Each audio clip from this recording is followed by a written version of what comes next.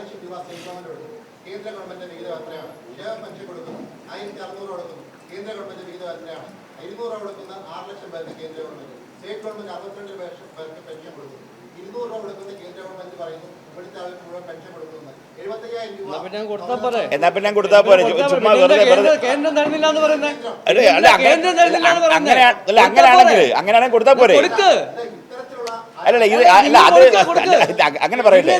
അല്ല ഹൈക്കോടതി പോയി, ലോകത്തുള്ള കോടതി മുഴുവൻ പോയി, ഇവിടുന്ന് കൊടുക്ക്.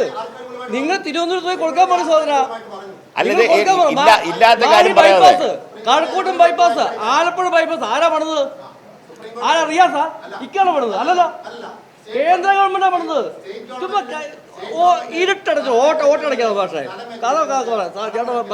അല്ല ഇത് വെറുതെ കള്ളം പറഞ്ഞാൽ പോയിട്ട് കാര്യമില്ല.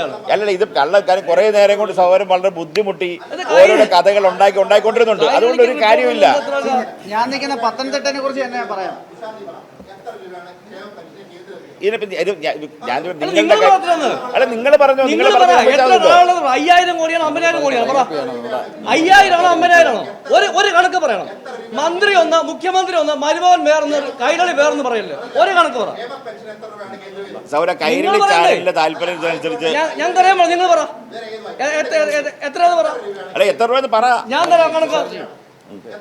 അല്ല ഞങ്ങളിപ്പോ ഇത് പറഞ്ഞ് തർക്കിച്ച് ഞങ്ങൾ ഇത് വഴിമാറ്റി വിടാൻ നോക്കണ്ട. കാര്യം നേരായി മിണ്ടായിരിക്കും തോറും